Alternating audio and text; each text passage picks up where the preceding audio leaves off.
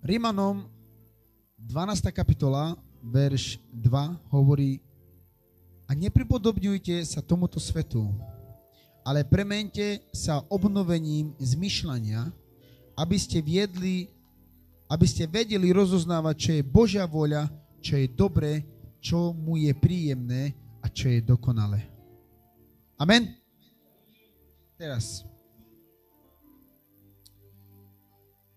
5. verš hovorí: tak sme mohli mnohí jedno telo v Kristovi, ale jednotlivo sme si vzájomne údmi.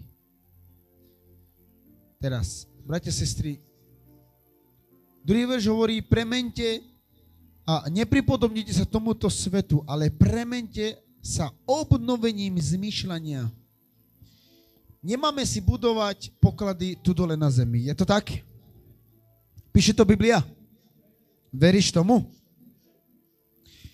Ak ja sa idem obohatiť Božími peniazmi, je to zlé.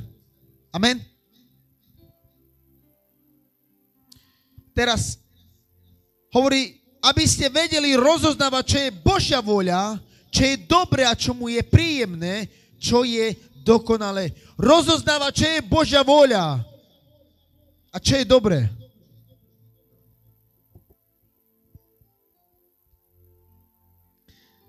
Je veľmi dôležité.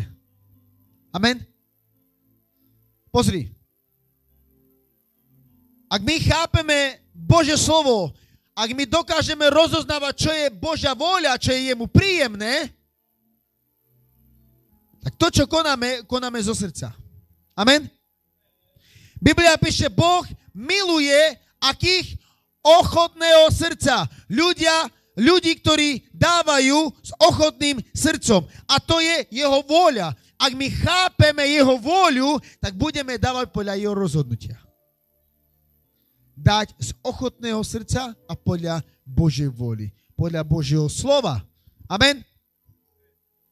Mnohí vyberajú, že ak človek dáva almužnu, hej, tak nech nevie, čo robí tvoja pravica a nech nevie, čo robí tvoja ľavica. Pravdu povedať, to sa netýka dávania do zboru. Lebo aj Kornélius dával štedro almužny. A dával to komu? Chudobným ľuďom. Tí, ktorí boli vlastne v núdzi. Hej? To sa netýka dávania do zboru. Kde Pán hovorí, aby sme dávali pre Pána, nehovorí iba konkrétne o peniazoch. Ale ako som dneska spomínal, Ján 3.16, Boh tak miloval svet, že dal svojho jednorodeného syna. Moja otázka je, čo peniaze? Cirkev. Koľko zaplatil tam? V Petrovi je napísané, nie zlatom ani striebrom sme boli vykúpení, ale čím? Drahocennou alebo drahou krvou Ježiša Krista. Amen? Takže keď Boh dal život aj žiada. Ale tvojim životom žiada aj to, čo patrí k tvojmu životu. Ale to, čo ty prinášaš a dávaš Bohu, potrebuješ to robiť z vlastného rozhodnutia a z lásky k nemu. Čítali sme v Biblii v skutkoch, že niektorí predávali svoje majetky a prinášali peniaze apoštolom k nohám. Čítali sme to? Ale nečítali sme nikde, že niekde apoštol im to prikázal, aby to urobili. Je to tak? Amen? Jozef, ktorého nazvali Barnabáš, znamená syn útechy. Vtedy, keď apoštoli boli, keď boli vlastne v tiesni, tak Barnabáš im bol útechou. Lebo Barnabáš s manželkou mal polie v Cypru, predal to polie a priniesol peniaze apoštolom k nohám a tým pádom vlastne požehnal cirkev, aby cirkev mohla ďalej fungovať. Ale k tomu to prikázal? Nikto. Urobil to z vlastnej vôly? Áno. Kto prikázal Zachejovi, aby dal peniaze, ktoré nakradol späť tým ľuďom? Kto mu to prikázal? Nikto. Ale keď Ježiš kázal evangelium, keď Ježiš kázal Božie slovo, tak to slovo ho usvedčilo. Čo ťa dneska má usvedčiť, je slovo, nie môj príkaz. Ja ti nemám určovať, koľko musíš dať. Ale nech Božie slovo ťa naučí, ako potrebuješ a ako ty chceš dať. Je to tak? Veríš tomu? Amen. Takže práve preto hovoríme ešte raz, vždy to hovorím a vždy to budem hovoriť. My nevyberáme desiatky. Neberieme od ľudí desiatky, ale to, čo Pán ti dá na srdce, to, čo chceš dať, túto na Božiu slávu, daj. Amen? Pozri, ak ja sa rozhodnem dať 10, 20, 30, 40 liber, ja to dávam z vlastnej vôly, dávam to Bohu na Božiu slávu. Môžem ti niečo povedať? Nie je to na moju slavu, na to, aby ja som sa tu teraz ukázal, ale chcem ti povedať niečo. Asi 2 mesiace som platil sám túto halu. Asi 2 mesiace. A niekoľko mesiacov, celé desiatky, ktoré ja dávam, ktoré ja viem, že ja potrebujem, pretože pracujem a určitú sumu ja potrebujem dať Bohu. Ja hovorím sám o sebe, nehovorím o vás. Ja som dával na bok a vždy sa to zbieralo.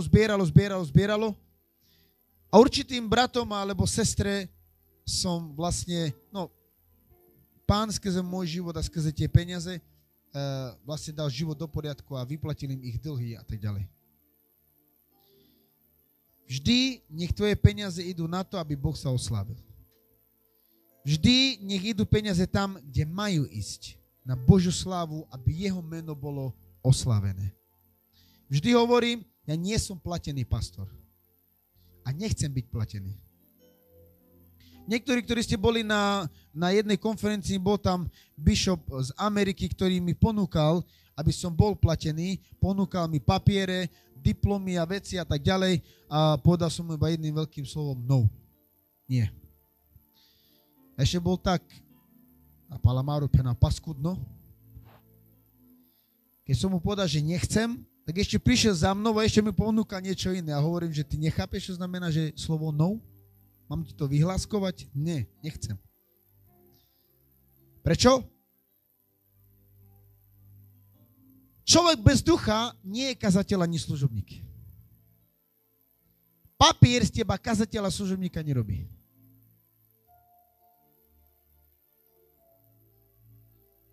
Platený kazateľ, služobník, pastor káže iba to, čo smie a nekáže to, čo vie, že má kázať.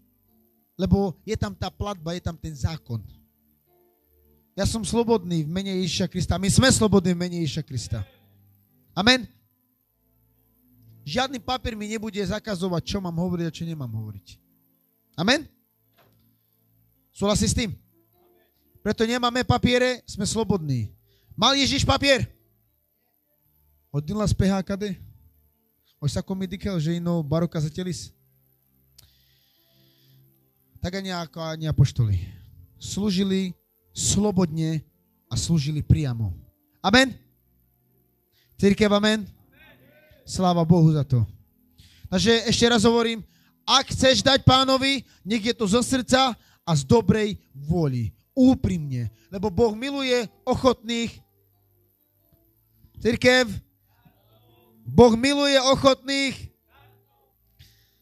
Aj srdce, no. Nechajme už. Amen. Boh miluje ochotného darcu z úprimného srdca. Z dobrovoly, nie z donútenia. Ak ja ti určím, koľko máš dávať, ty dávaš, pretože musíš, nie pretože chceš. Preto daj toľko, koľko ti Pán dáva na srdce.